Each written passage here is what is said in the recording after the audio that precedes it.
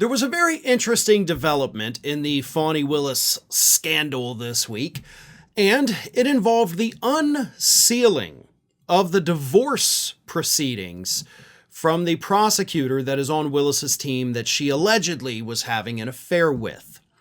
And the funniest part is that the unsealing of these divorce papers was actually requested by one of the co-defendants in Georgia, a man by the name of Michael Roman.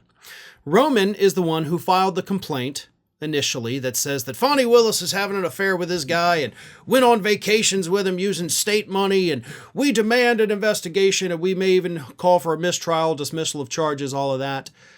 And so the judge this week finally said, okay, you want the divorce proceedings unsealed? I'll unseal these divorce proceedings so that you can use them for your case here that you're filed. And unfortunately for Mr. Roman, those divorce proceedings, those papers, hundreds of pages, by the way, do not contain one single mention of the name Fani Willis.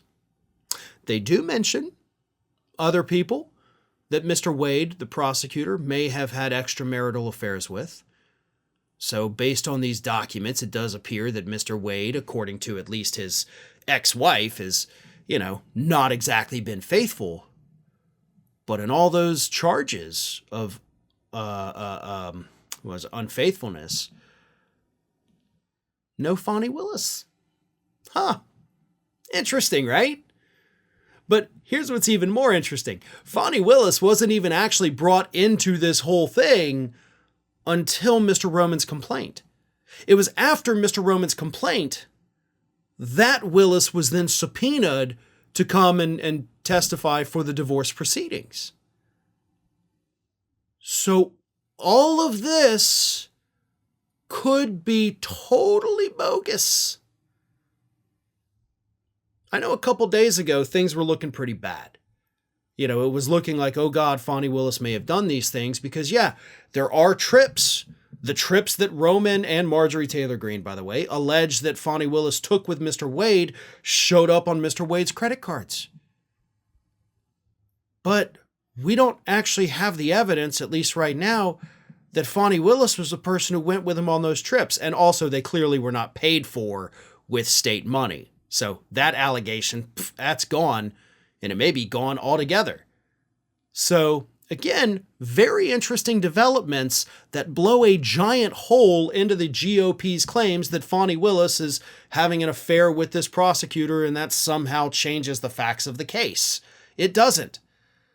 Now, would it be improper? Sure. Absolutely, I'm not going to argue with you on that. Does it affect the facts of the case? Does it affect what the grand jury decided? Not one bit. Not at all.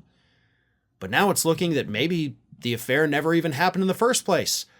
Maybe this was just another concoction by the defendants to try to weasel their way out of the charges against them.